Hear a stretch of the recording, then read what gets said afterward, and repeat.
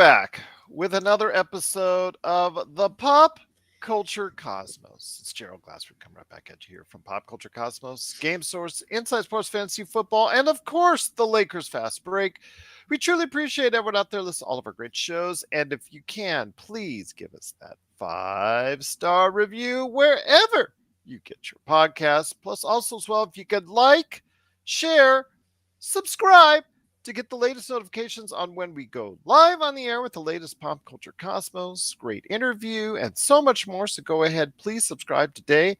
We're growing so much by leaps and bounds ever since that awesome video that I posted. If you haven't checked it out already on the Sphere, go ahead and check that out. It's almost at 150,000 views. So I'm very thankful and blessed that you've gone and taken your time out of your day to go ahead and check that out.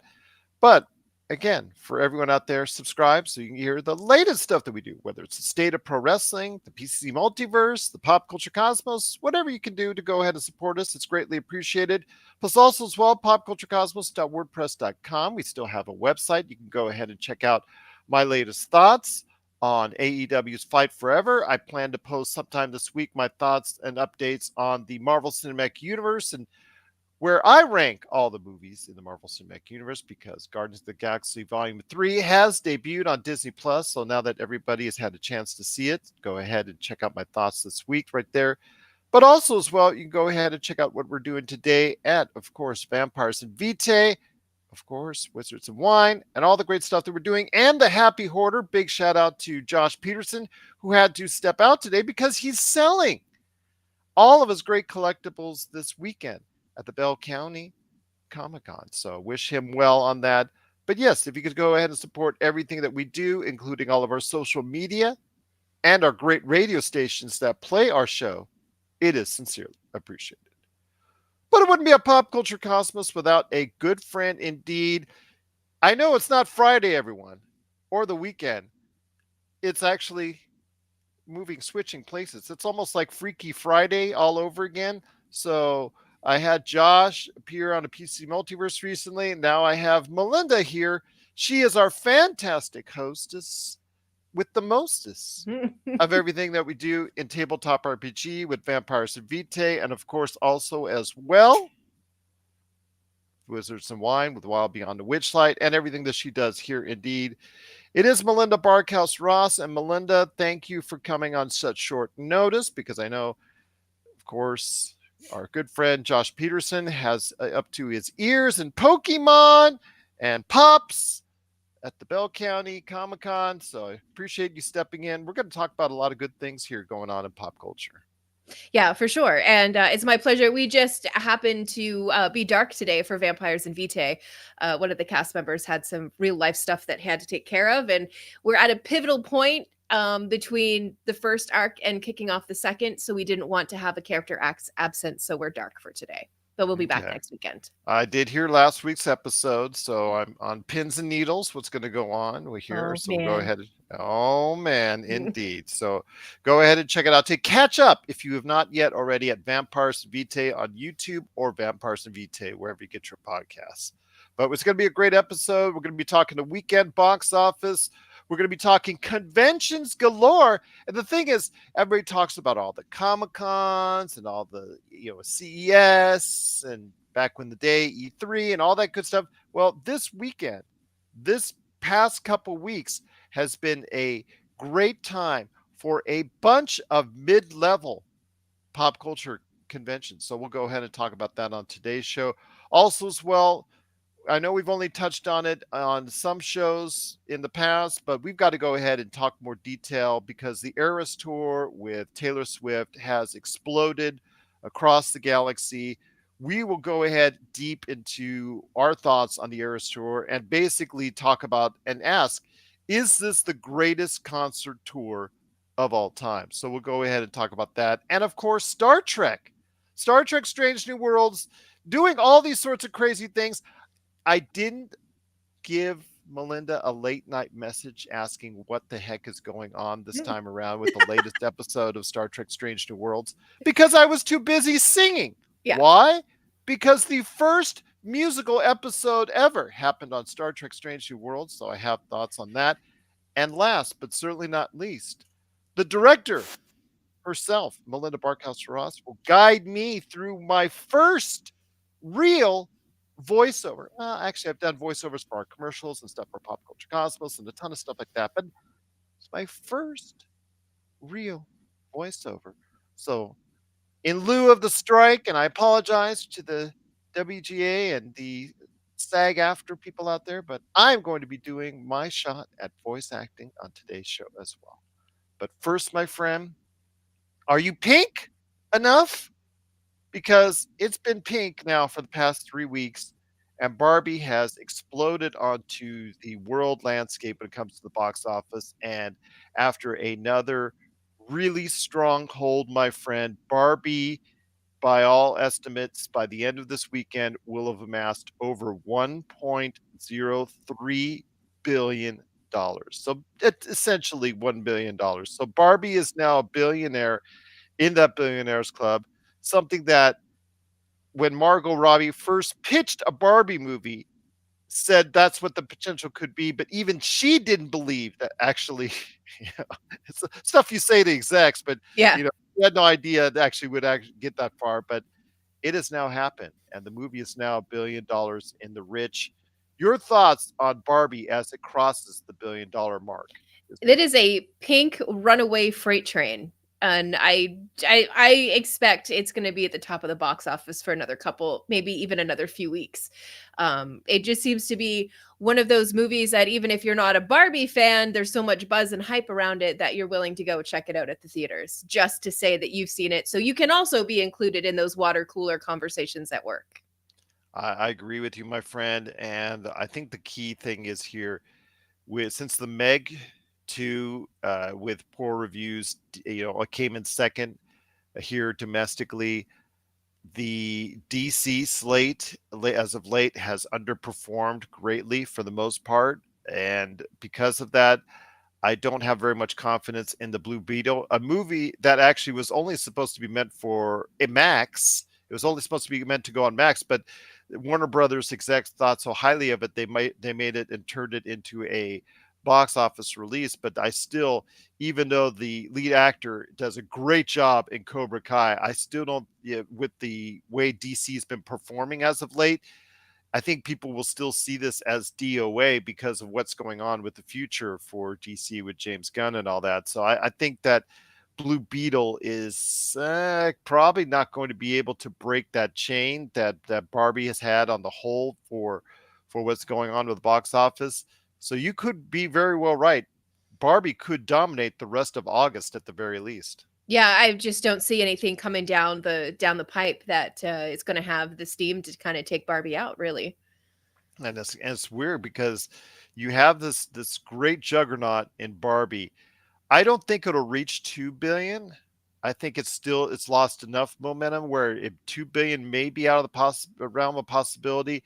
Maybe you can get to Spider-Man No Way Home. Maybe you'd only get to 1.5 billion. But my gosh, when you're talking over $1 billion, it's been a great success, a huge success for Mattel and Warner Brothers. Yeah, absolutely. And I agree. I think 1.5 is probably the sweet spot for it. Yeah. What's surprising me now is that it's crossed the $1 billion line. There's still no talk of a sequel.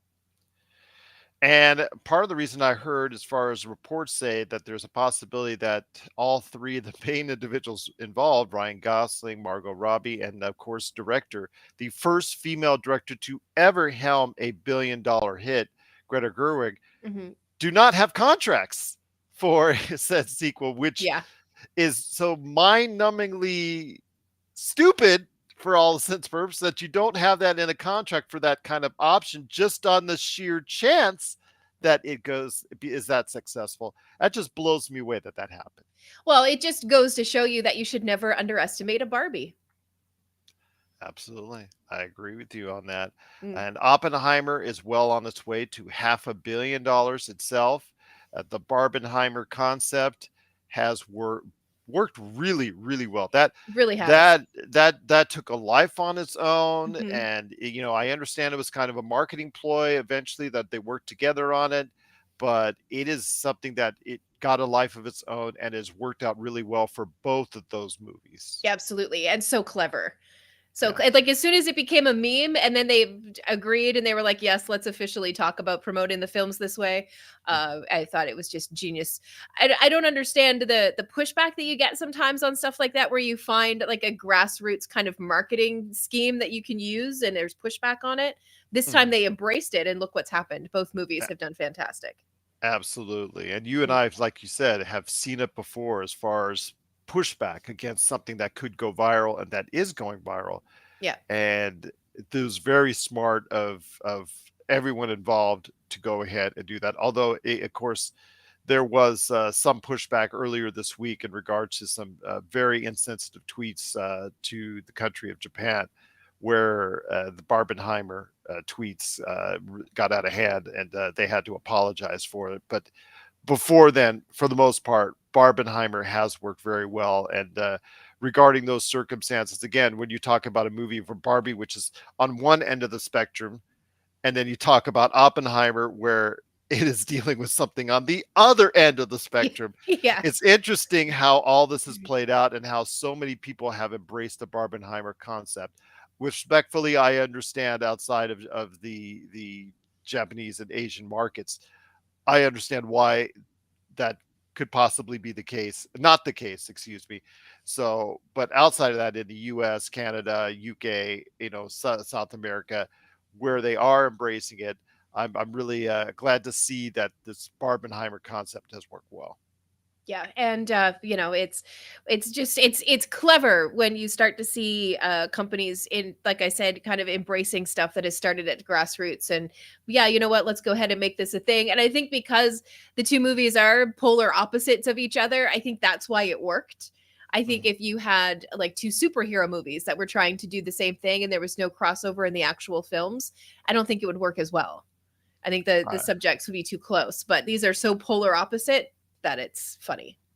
I agree with you, and Yeah. I think that's why it's worked. I think that's why it's worked well. I think that's despite the pushback in certain areas, like you said, it has over by leaps and bounds done outdone itself tremendously, and exceeded every expectation. But the rest of the box office has the Meg here domestically, the Meg 2. Yeah, I don't say that's too disappointing. Obviously coming out to poor reviews didn't help its matters, but with Jason Statham, this seems like the cash grab that everybody thought it was. Well, yeah, and I mean, why not at this point for Mr. Statham? And please, I love me some John Statham. I was a transporter Jason, girl. Yes, I was. I was a transporter girl years ago. So, yes. um, I uh, I quite enjoy his movies. And yeah, it's everybody needs to make money, Gerald. Yes, this is Yeah. true, and he's doing just that with this one, even though it probably will not match what Warner Brothers yet again are looking for as far as expectations on that. Oppenheimer finished third, just behind, close behind the Meg 2, and Teenage Mutant Ninja Turtles: Mutant Mayhem, which actually got an earlier start this week. It is the, how should I say, Seth Rogenized version of TMNT Mutant Mayhem. It's gotten actually very good reviews. It's actually gotten very positive reviews. I haven't seen it staying for a while at the box office. I see it doing okay. Your thoughts on this brand new idealized version from Seth Rogen, TMNT Mutant Mayhem?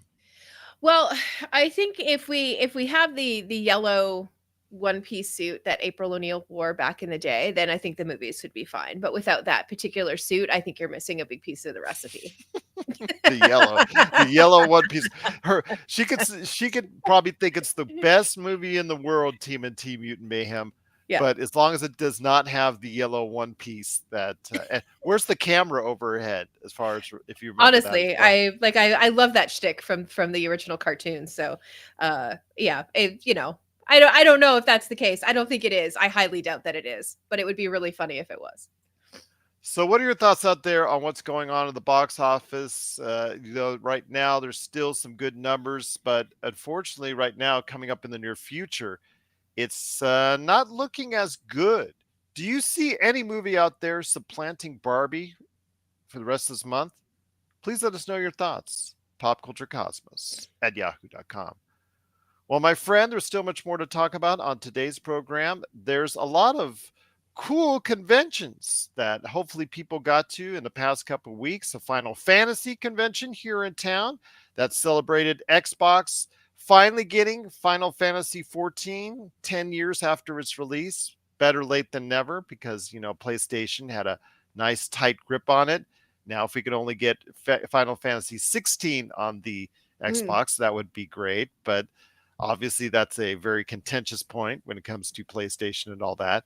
But they had a Final Fantasy convention last weekend. This weekend here in Las Vegas, you had two, not one, but two great conventions in Evo World Fighting Championships, where several smaller fighting games were announced as far as in development. So great to hear some of that news. Plus, also, of course, the fighting tournament itself, which are televised all around the world on Twitch and other major outlets to millions out there. People, actually, whether it's Super Smash Brothers, whether it's Street Fighter, Mortal Kombat, some of the great names in the industry are all here for Evo. I know my friend who's helping to support a independent fighting game, Corrupt. They have his crew over there at Evo, so trying to go off and show their wares. So I wish them all that well as far as hopefully success for their game coming up here in the not too distant future. And then of course Star Trek, the annual Star Trek convention, which actually there was a lot of appearances by a lot of actors because again, when you're signing autographs, it is about the money. So in times of need with a SAG after strike. I know they tell you not to go to these conventions, but as we saw last weekend at GalaxyCon, one of the larger pop culture conventions, and you see this weekend, you cannot take away a good convention money for some of these actors. And then you also saw GenCon, which you and I both talked about in the past. We'd love to go to in Indiana as far yeah. as that one is the reigning tabletop RPG, I guess, celebration Hmm. for everything tabletop RPG and you know, I guess manufacturers, publishers from all around the world. I know Free League was there as well.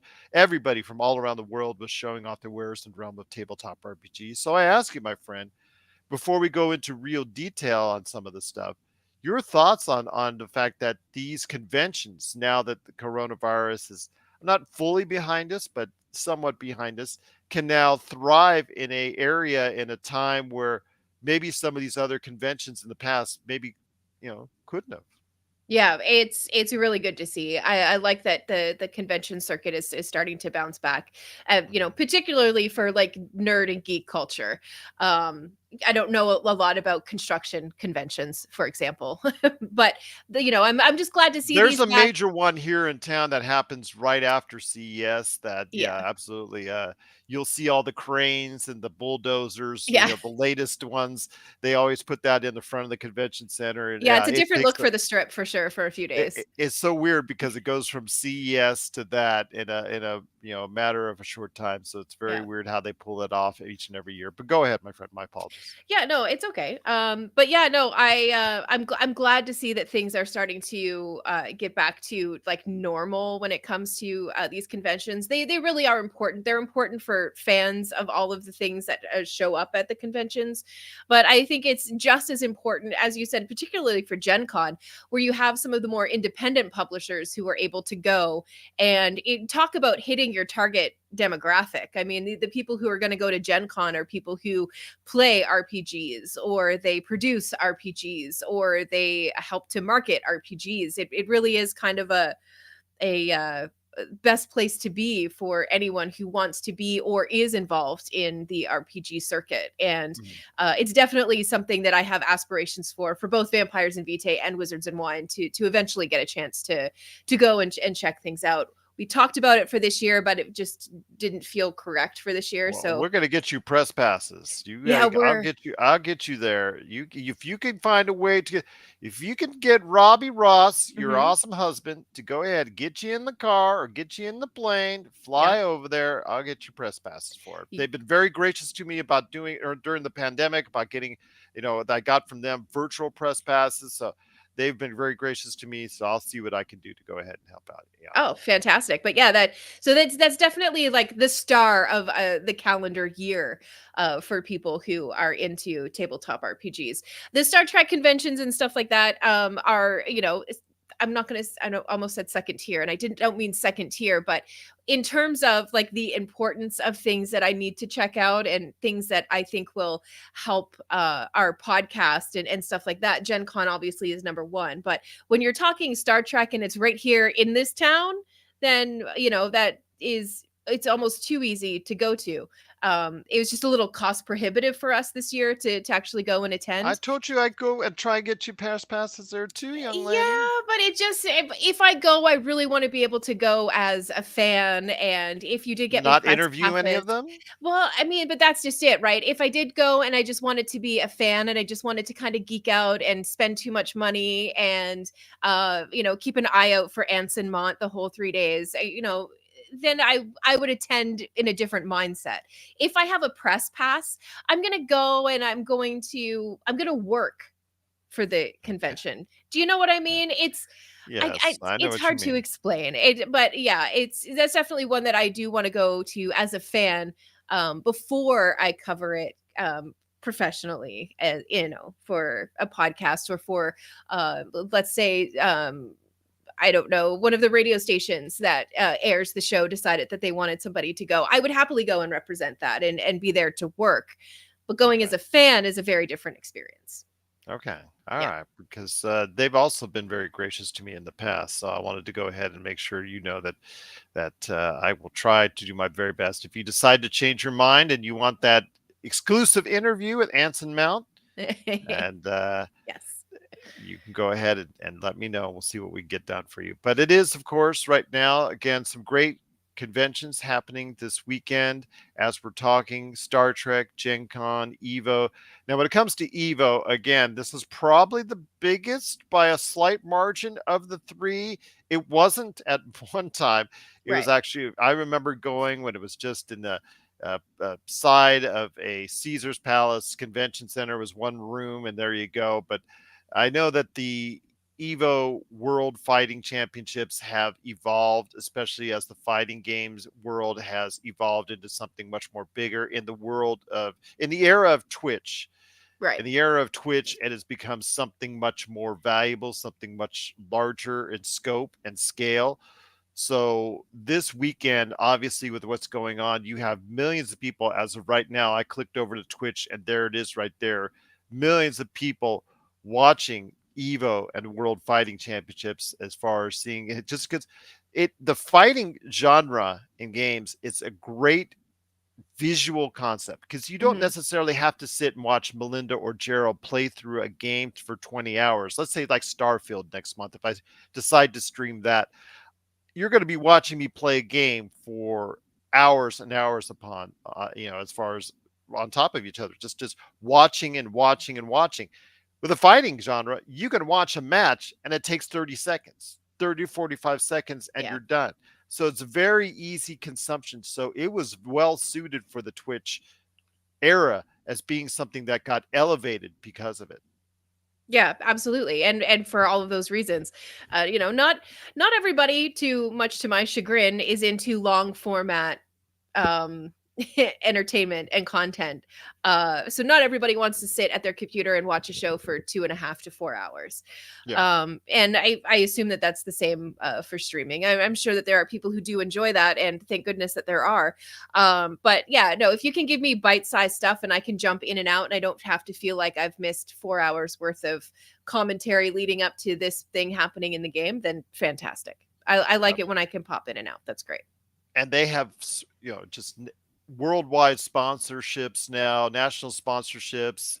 Like Chipotle is presenting Evo 2023. That's a Yeah. huge company right there. So you see the investment that Evo has taken from where it once was to where it is now. Like right now, there's about 75,000 people watching just some basic main stage action right now, popping in and out. But over the course of the 3 4 day extravaganza, you're talking about a million, Hmm. 2 million viewers watching this overall, probably even more.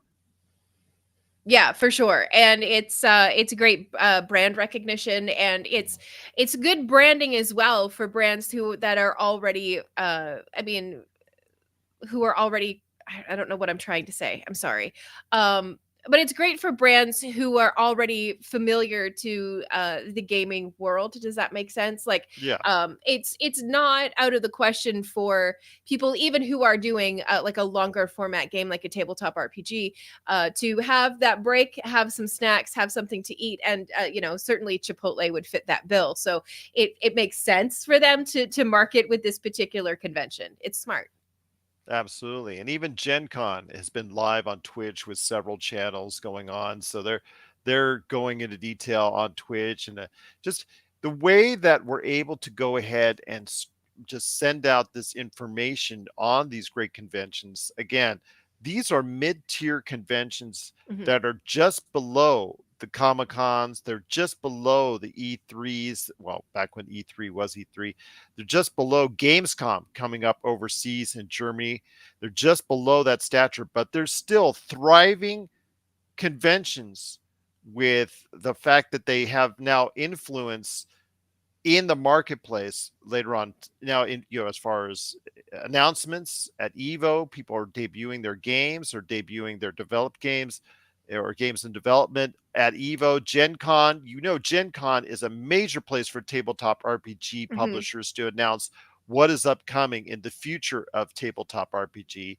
Star Trek, that they're going to go ahead and showcase something, even the smallest thing for fans, because I know that they're kind of prohibited this year because of what's going on with Right. the SAG after strike. But last year, they gave you some real headers and real stuff in advance regards Star Trek Picard, Star Trek Lower Decks, Star Trek Strange New Worlds. They gave you a lot of information on what's upcoming there that you couldn't get anywhere else ahead of time. So these places or these conventions are really starting to get their names out there and really starting to go ahead and gain a bigger stature. Final Fantasy, with the major announcement for Xbox for Final Fantasy 14, that went over huge in the community as well. Yeah, absolutely. And I just want to go back to, I think when they announced that they were even doing the Picard series, that happened at the Star Trek Star Trek convention here in convention. Vegas, right? Yeah. Hmm. So yeah, it is definitely a quest for Star Trek fans to eventually get to Star Trek Las Vegas. And you will get to it. Oh Oh, yeah. you will. You Oh, I will. know. Oh yes. Yes, you will. Even if I have to go ahead and hit the energizer, and then you have to materialize at the, what is it? It's still at the Rio. Yes, It's it is still at the yeah, Rio as far as I know, still yeah. okay, because that place is not what it used to be. I'll just leave it at that. But yes, you materializing into the Rio Hotel and Casino for that, and then the next year we gotta energize you into Gen Con in Indiana. We're gonna have to do that as well. So Yeah, we'll work it out. We'll figure it deal out. with it. Yeah. Deal with it, and you will like it, and you will have fun. Kapla! Yeah, There you go. don't make me go to the places that I want to be, Gerald. Don't Yes, force me into that. yes, absolutely. You cannot have but a good time there. Yeah. Deal with it. Right. Don't go and have the best time ever. Yes, that's Yeah. terrible. My gosh. But out there, if you've had a great time either watching or being part of Gen Con in Indiana, Evo, and Star Trek conventions here in Las Vegas, and the Final Fantasy convention in Las Vegas, we'd love to hear your thoughts on what you liked about those conventions or what you would like to see with those conventions going forward. And is there another convention you have in mind? I mean, the Bell County Comic Con, which is the, again, a little lower step than the conventions are going on, because these are mid-tier conventions we're talking about. The one that Josh Peterson's selling at, it's a local, but you never know, it might get to that stature someday. So tell us about your thoughts on some great ideas for conventions that you would like to see, or what that you've been to that you really want to go ahead and continue through. Please let us know your thoughts on the conventions for this weekend and more. Popculturecosmos at yahoo.com. Well, my friend, 1.5 hour down, 1.5 hour to go here on the Pop Culture Cosmos. Thanks so much for watching, listening. It is Melinda Barkhouse Ross from Vampires and Vitae. They are dark this week, so it gives you a chance and opportunity to catch up with all the great episodes either on YouTube or wherever you get your podcasts. Plus, also as well, Gerald Glassford. Thanks so much for watching, listening. Truly appreciate it. Big shout out to all the radio stations out there around the world that go ahead and play our show each and every week. We are indebted to you for doing so. So we get back into the conversation. Many of those radio stations that we're on, Melinda, happen to play a little music from time to time. From time to time, yeah. From time to time. And one of the songs that they might play from time to time might be one from the hottest, and I don't mean that in a physical sense, but I mean hottest in a she's making a ton of money everywhere Yeah. sense. It is Taylor Swift, hottest musical act that's out there, Taylor Swift. Her Eras Tour, which has been going on for months now, just kicked off a weekend here in Los Angeles at the SoFi Arena. Several locations, several dates in there. I think 5 SoFi Stadium Arena dates, I think. And that's a That 50, sounds right. 60, yeah, it's about a 60, 70,000 seat stadium. So you do the math on that. I mean, she is going everywhere and doing as far as everything, as far as creating this cultural phenomenon. I mean, every stop that she's at, the economy boosts by the tens to hundreds to even possibly, depending on how long her stay is, possibly even up to $1 billion in revenue, as far as from what she's done each and every stop. I mean, people have estimated $5-6 billion by the time that she's done with her Eras Tour.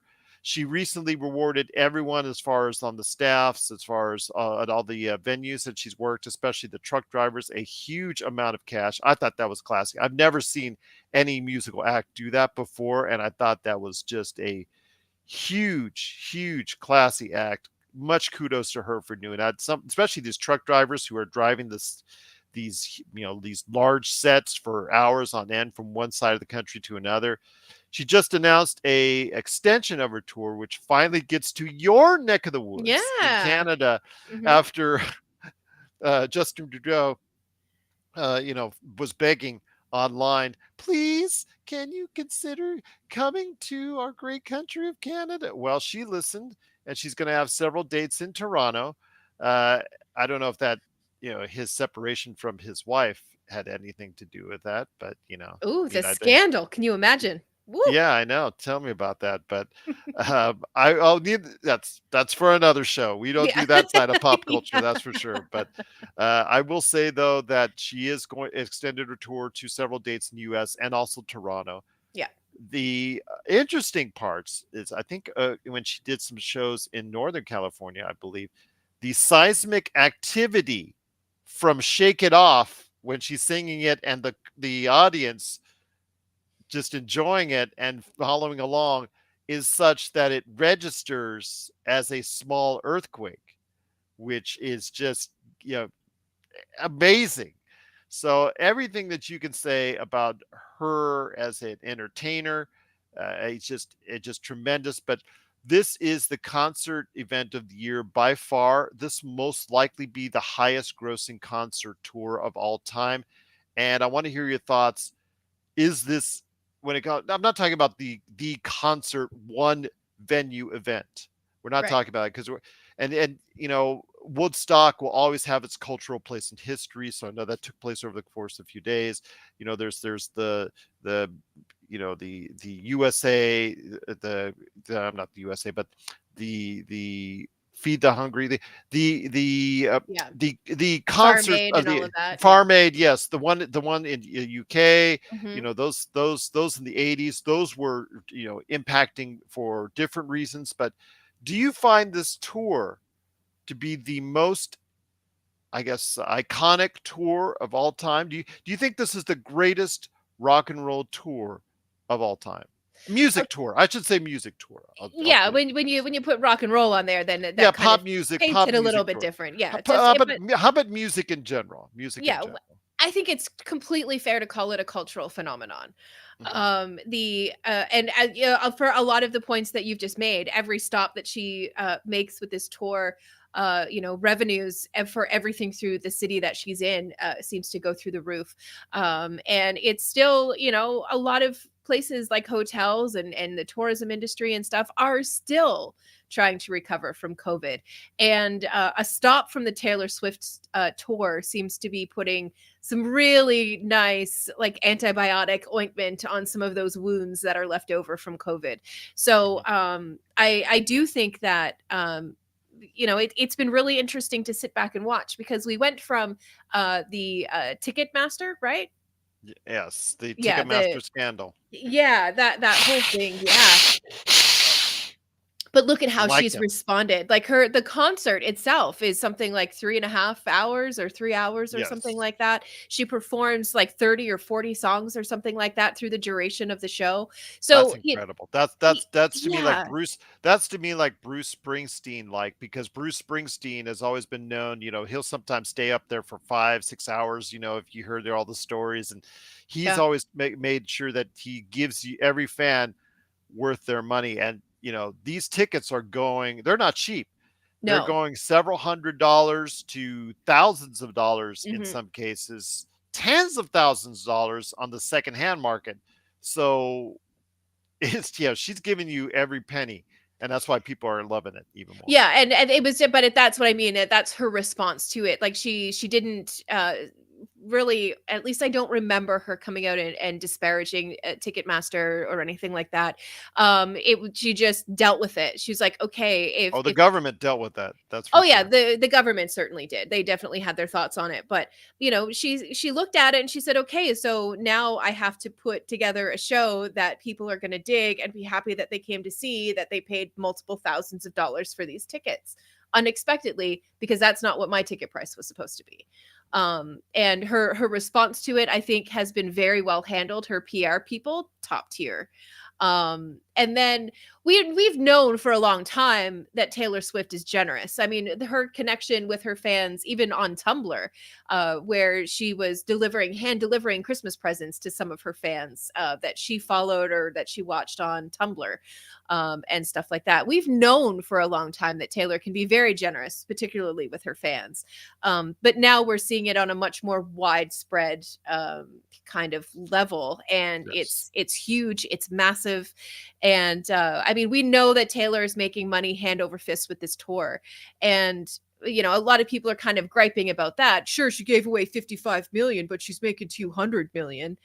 Well, so she gave away 55 million dollars, you guys. Like, that's wild. You never hear of people doing that. You So, never have I heard an no. artist, say, you know what, I'm going to give back to all the people working at these venues and give them a bonus and something that they weren't expecting. And it's not Christmas time. Yeah. It's not something where, like there's this designated time for her to give back. This was just out of the blue. And to me, it's extremely classy and just, I don't know if it was her that brought. I'm assuming it's her that brought it up. That as far as her wanting to do it, maybe or it's proposed to. Regardless, she had to okay and sign off on it, and I think Yeah. in doing so, that it was just a tremendous, tremendous thing. A message that sends goodwill to not only those who work with her on this tour, work for her, but also the fans that support her as well. Yeah, absolutely. Like, I can't imagine driving a truck for a concert to be a low stress situation that you're in. Like, you have to meet deadlines. If you don't meet deadlines, the show does not happen. Mhm. So I'm sure that there's a lot of like, behind the scenes, very specific to the truckers involved in the tour, that they have to deal with, that we would never hear about. And they Um were given 100,000 each. yeah, That's tremendous. and I'm hearing that that's, and I've only read it in one source, so I don't know how accurate it is, but I'm hearing that was actually the start of it. I've heard that there's been a little bit more money attached to it as well. So yeah, I mean, that's incredibly generous of her. And certainly, I mean, $100,000 is a life-changing amount of money for an Yeah. awful lot of people. Yeah. So yeah, I can I go work for Taylor Swift? Well, I was going to say the $100,000 is life-changing money, except for Melinda, who might actually throw that maybe into a 20-minute budget for Vampires and Yeah, Vitae. could you imagine? You give me $100,000 budget, I will give you a vampire show. There you go.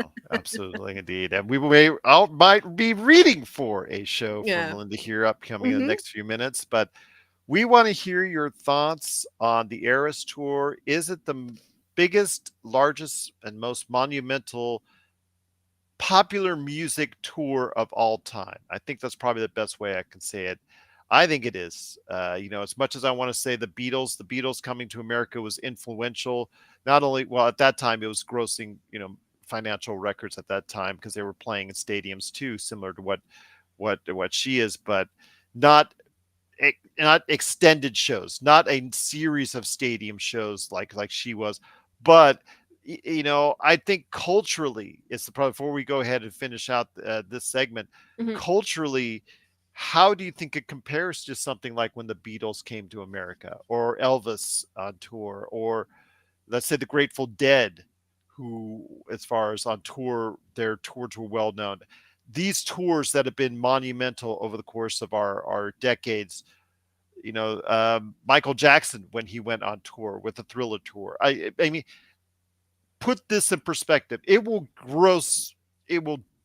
dwarf any other, these tours that I'm talking about. But talk about the Yeah. cultural impact. How will the cultural impact be for this tour 20 years down the line? Because we always remember the Beatles and some of these other tours when it's about how monumental they were for their time. I think it's going to, when you look back on it, I think that that's when we're all going to realize how huge this truly was. Mhm. And it's funny how we're like that, where we've got to wait for time to pass, and then we look back and we go, wow, that really was special. That really was wonderful. Yeah. And I do think that there's going to be a large group of people who, when we're talking about this, like you said, let's say 20 years from now, we'll be like, yeah, that was a whole thing, and it was huge, and it might feel bigger in retrospect than it feels for us right now in a very strange way. Mhm. But I do think it's going to stand the test of time. I think that this tour will be a tour that we talk about retrospectively for years to come, and it always makes me It nervous sets a as benchmark, that's for sure. yeah, it truly does, and it always makes me nervous for these artists who achieve this level of success, because what's next? Like what is she going to have to do to be able to top this tour? That's always something that I feel incredibly daunting on behalf of the people that I don't know and will never know in my life. But it always feels very, very daunting. Like I can remember hitting certain achievements in radio, and I'd be like, okay, so what am I going to do next? How am I going to top that? How am I going to make this more impactful than a thing that I did 3 days ago? So it I guess in a very micro level, I kind of understand the daunting what's next Mhm. for Taylor Swift. So yeah, I'm excited to see what she's going to do after the Eras tour, and I'm excited to be part of the conversation that people will have when we look back at this and realize just exactly how huge it was, because I don't think that people still understand how big this is. No, no, I agree with you on that. They don't Mm. understand the impact of it financially, Yeah. culturally. I think they haven't. A lot of people haven't gotten grips of that yet. They just, but Mhm. again, you see, it's from celebrities to regular people, just all coming together as one. It has become such a phenomenon and sensation. It's Beyonce. I think she has exceeded extremely well over the years, Mhm. and as far as her tours, and she has done an amazing job on her tours, and even she is not with I don't think she's ever really tried to do as many of these stadium shows as what Taylor Swift is doing currently. I Right. don't think anyone really, for that matter, has done any of these stadium shows in succession like she's really doing, to the extent, not just running one or two. She's running at several venues, three, four, five, 6 dates at the same stadium going Yeah. forward. Even here when she came in Las Vegas, multiple dates. Mhm. It just seems like that she is doing something that's even unprecedented that no one has done before. And what I understand, at least it was true with her stop here in Vegas, that her merchandise arrives a couple of days before the tour Of does. course. So you Of can go course. to the truck and you can pre-buy all of your merch, and then you get to wear that to the concert. Smart. That's Smart. all. Yeah, it's usually a Very, week very before. smart. It's usually a week before. Like, for Mm. instance, for the upcoming Formula One that's coming up here to Las Vegas. You do Yeah. not think that they're going to have a lot of merchandise coming up here beforehand? Yeah. Yeah, absolutely. So yeah, that's the standard. That's absolutely brilliant, like you said, and the hype. And she doesn't even have to do any interviews at local No. TV stations or radio Mm-mm. stations like they do with most tours. Like when you were doing radio, you always Yeah. had the artist coming by. Yep. Hey, come by, come to the arena, come to the stadium, come check us out. But she doesn't even have to do that anymore. It's a cultural event that people are just aware of. It's already sold out, and it just the hype grows in and of itself organically, and that is a testament to her and what she's done.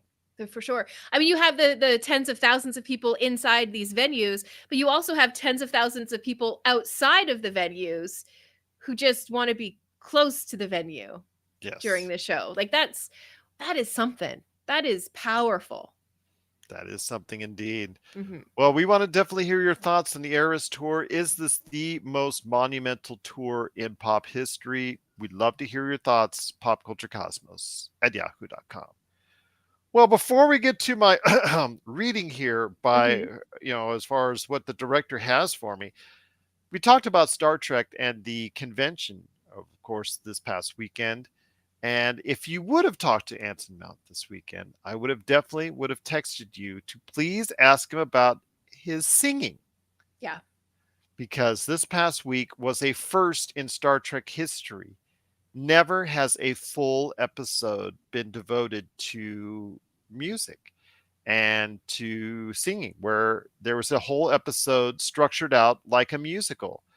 And I will say, Star Trek Strange New Worlds, episode 9, this whole season has been all over the map as far as some truly outstanding episodes mixed in with some, huh, okay episodes. But then they pull it off with some great episodes like the crossover with Star Trek Lower Decks, which I thought Hmm. was outstanding. And the second episode, I've told you already on the air, I thought was truly outstanding. This episode goes right up there with it. And people are already talking about how this episode is one of the greatest musical episodes ever to appear on television, dating back. When you have to date back to Buffy the Vampire Slayer as a Yeah. comparison to it, that tells you something right there, my friend. Yeah. That's telling you you've caught lightning in a bottle. Yes. Mm. So I ask you, as a Star Trek aficionado, your thoughts on this, that Star Trek Strange New Worlds is veering out to all these different type of things, all these different type of feels, Star Trek as a whole per se, but leading into the first Star Trek musical episode ever. Well, I mean, if you're going to make a mark for yourself in the Star Trek universe, you need to step outside of some Star Trek boundaries every once in a while. And you need Okay. to, we expect your typical Star Trek. We expect new planets with, new aliens, and we expect all of that stuff from Star Trek. We Mhm. expect, those storylines about, friendship and friendships being torn apart. And, we expect those things. We truly do. But Did if you you're expect a Klingon K-pop dance routine in your absolutely, episode? well, there is With mixed in with some rap. actually, there are 2, I believe, Klingon pop stars. So, it Okay. wasn't that unusual for me. But Okay. With a I dancing troupe behind him. yeah, I mean, incredible, incredible. It's on Why YouTube. I just let you know. yeah, for sure. Why not just allow, yourself the opportunity to do something so outside of the box, and just see how it's received. And I'm on a few of those Facebook groups and stuff like that, and a lot of people were not impressed with it. And then you go to a different Facebook page and people were raving about it, and calling it like groundbreaking Star Trek. um and They had fun doing it. And I told you last year, the reason why it was one of the best shows I thought of last year was the fact that they all in the cast looked like they were having fun doing the show. They all had fun doing this episode. I yeah. can guarantee you that. I've seen interviews, and it looks like on their faces that they actually, during the episode, had absolutely a whale of a time doing this. Well, yeah, and I think that's a credit to the cast. It's a credit to the casting director for putting all of that stuff together. I don't know who on set is responsible for like the The, vibe of the the set. choreography and the whole. Yeah, like all of those people, thumbs up, because that was a way to make your mark in the Star Trek universe. That was a way to ensure that Star Trek Strange New Worlds is absolutely a series that we continue to talk about in terms of moments in Star Trek history. And I think this was a big one. Absolutely. And definitely a first. And I absolutely enjoyed it. And the concept of doing something different for each episode instead of just this ongoing theme going across the entire series, like Mhm. we've seen with Picard, like we've seen with Star Trek Discovery. Going back to the roots of TOS, the original series, I think was a very smart ploy and allows them to go ahead and do. Oh, we're going to do a time travel episode this week. Okay, we're going to go ahead and do a musical episode this week. We're going to go ahead and do a court episode this week. We're going to go ahead and do something different this week. Maybe a crossover with our animated series. So yeah, definitely allows them to do these different things just by the way the sheer different structure that they have from the other Star Trek shows. Yeah, absolutely. And it's a breath of fresh air. In in the Star Trek can get stagnant sometimes. It gets relaxed, it gets comfortable, even in the uncomfortable uniforms.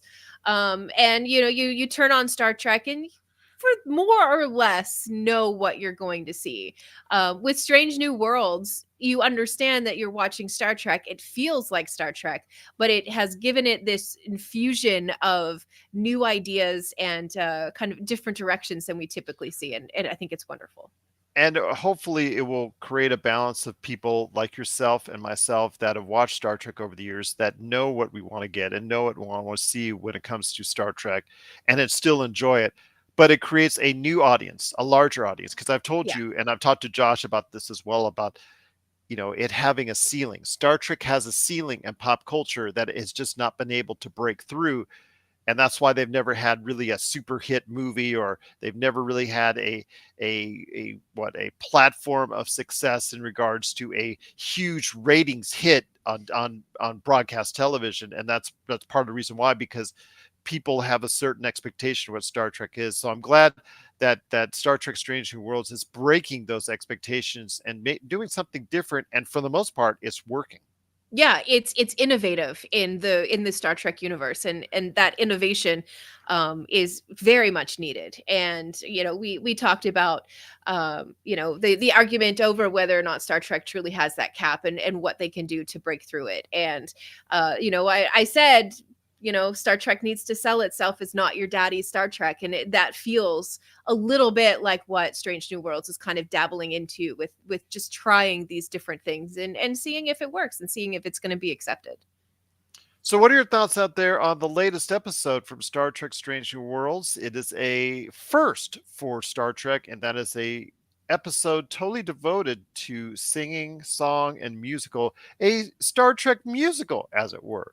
Please share us your thoughts on this historic episode. With only one episode left in the season, we'd love to hear your thoughts on the season as a whole. What are your thoughts on Star Trek Strange New Worlds? Popculturecosmos at yahoo.com. Well, my friend, I've delayed it enough. Go ahead and be able to send this over to you as far as the voice acting director is concerned. I am now become the voice acting talent. I've got the got the script here. Okay, which Just one? let Which one me. are we going to do? We're gonna go. So we can do all three that you Okay. have for me. Okay. Lines for the campaign for you, Gerald. Go nuts, have fun, go big is Go what you big. told me as far as the Yeah. notes. So give me a context of what you think this is going to be and how it takes place. Okay, so in the beginning of my very first homebrew campaign that I'm writing, it's going to we're keeping the characters from the Las Vegas table, and we're just going to send them through the mist. And they're going to land kind of in the middle of this battle that's already happening. So they're jumping in, like, let's say midway through this incredible battle that's happening, and they save the commander of the army, and he invites them back to the camp. So every time they're going to be walking through this army camp, they're going to hear in the soundscape that I'm going to build for it, particularly for the podcast, they're going to hear these stories that soldiers telling stories around a campfire is really the concept. But I wanted it to be a little bit silly, and I really want it to kind of lend itself to the concept of soldiers trying to decompress after a really hard fight, or they've been marching for months. And this is how they kind of amuse each other, is with these little stories that our characters are going to hear kind of in passing as we kind of walk through the camp. So the entire thing that you read may not be there word for word, but it's certainly going to show up at different points. And I think it'll be even better if I can reuse some of the audio so you hear maybe a different piece of, for example, Never Wake a Sleeping Gnome. So you may hear the beginning of that, but you don't hear the end of it because the characters and in the podcast have walked past that particular campfire. But it doesn't mean that you're not going to tell the story again. So they may pick up the rest of the story at some other point at any time they walk through the camp. So I just want this to be part of like the background noise that helps kind of really build the world and create a level of immersion for the podcast that I'm trying to get. Does that clear it up? So what are you looking for me? What kind of voice do you want me to go ahead and portray? Director. Okay, so Never Wake a Sleeping Gnome, and I'm not kidding you about this. This, to me, I think would be funnier if it was kind of laid down, like you're seriously giving somebody advice, like never wake up a sleeping gnome. I'm not kidding about this. Never do it. And we'll try that. We'll see how that goes. And it could be that we decide to take that and flip it on its head and you just make it big. Never wake a sleeping gnome. Never, ever do that. Here's why. So let's play with the first one first. Do it like it was like a terrible experience for you and you're looking back on it and you're just like 1,000-yard stare. Never wake a sleeping gnome. Okay. Okay. Let's try that one first. All right. Yeah. You give me the cue, director. Action. Never wake a sleeping gnome. I'm not kidding about this. Sure, you know not to wake a barbarian. You're liable to get your arms chopped off, but gnomes are worse. They can cast spells before they fully awake. See? They can cast spells before they're fully awake. Can't you see? Still half dreaming. You haven't regretted a decision quite like getting polymorphed the first thing in the morning. Because you haven't regretted a decision quite like getting polymorphed the first thing in the morning. Yeah, polymorph before coffee would be terrible. Yes. Okay, absolutely. So give that to me again. But okay. When we do the line, they can cast spells before they're fully awake, see? Mm-hmm. It's almost to me giving like old-timey detective. Okay. You know what I mean? Like that, or that like old-timey mobster, like, see? You see here? Okay. They're not fully awake, see? Still half dreaming.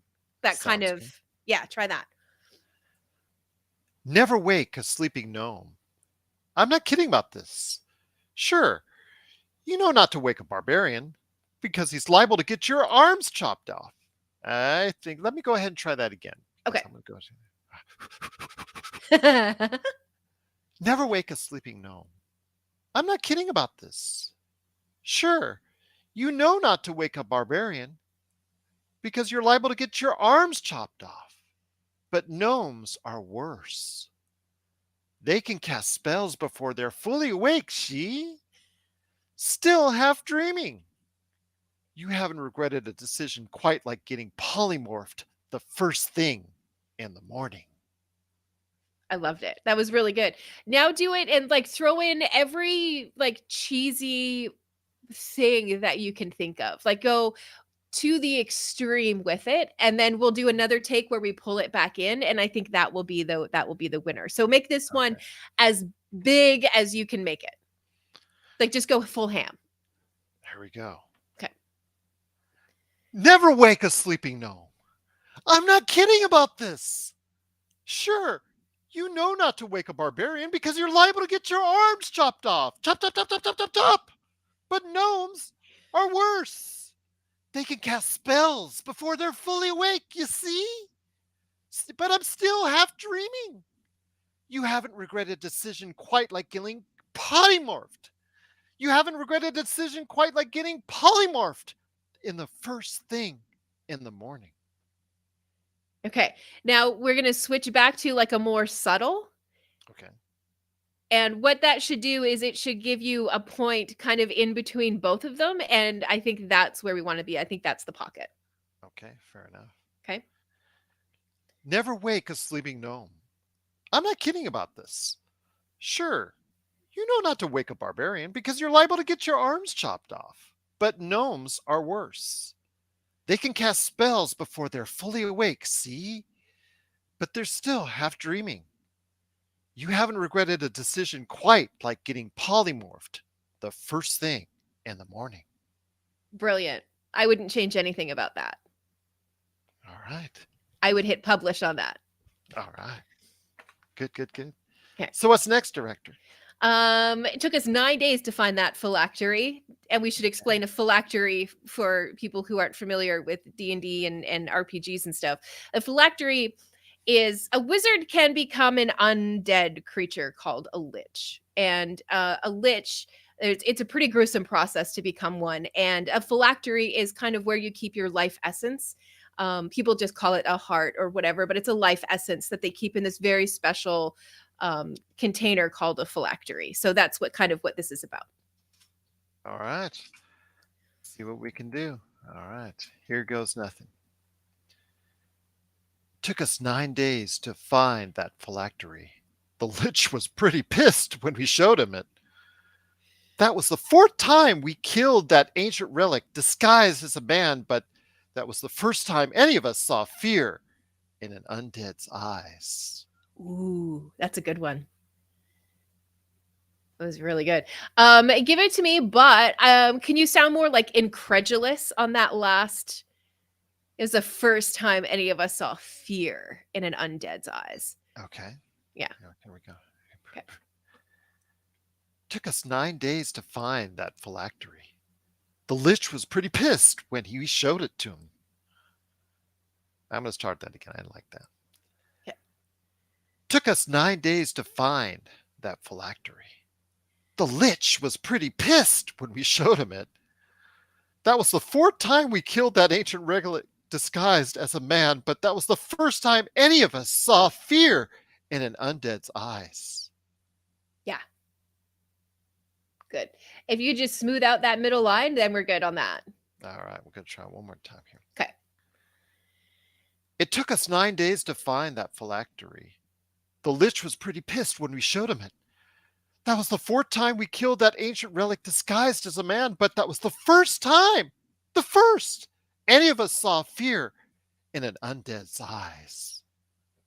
Beautiful. It was really good. All right. Like that. What's next?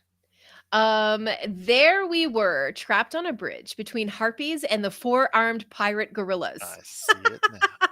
All right. All right, here we go. A big shout out to Reddit. This was in a Reddit thread, and I thought it was hilarious. So I'm stealing that to use. There you go. Stealing is only good on the Pop Culture Cosmos. Here goes nothing. Okay. There we were, trapped on the bridge between the harpies and the 4-armed pirate gorillas, when Smedrick the Adequate, well, as we called him then, got the bright idea to cast Featherfall and Burning Hands through a barrel while we all stood on top. How we got the barrel is another interesting tale, you see, but it took 4 years prior to then that we came across. I didn't like the way I said that last part. So I'm going to go ahead and... There we were, trapped on the bridge between the harpies and the 4-armed pirate gorillas, when Smedrick the Adequate, as we called him then, got the bright idea to cast Featherfall and Burning Hands through a barrel while we all stood on top. How we got the barrel is another interesting tale, I'll tell you. But you see, it took 4 years prior to then that we came across. So I know that one ends kind of like mid-sentence, but what that will be is it would be like the moment where that's the very end of what you hear. Yeah. Yes. Okay. There we were, trapped on the bridge between the harpies and the 4-armed pirate gorillas, when Smedrick the Adequate, well, as we called him then, got the bright idea to cast Featherfall and Burning Hands through a barrel while we all stood on top. How we got the barrel is another interesting tale, you see. 4 years prior to then see that last sentence, though. You I know see, it's it's not. weirdly written. Absolutely. Yes. Yeah. Yeah. Okay. I'll try that one more time. There we were, trapped on the bridge between the harpies and the four-armed pirate gorillas, when Smendrick the Adequate, as we called him then, got the bright idea to cast Featherfall and Burning Hands through a barrel while we all stood on top.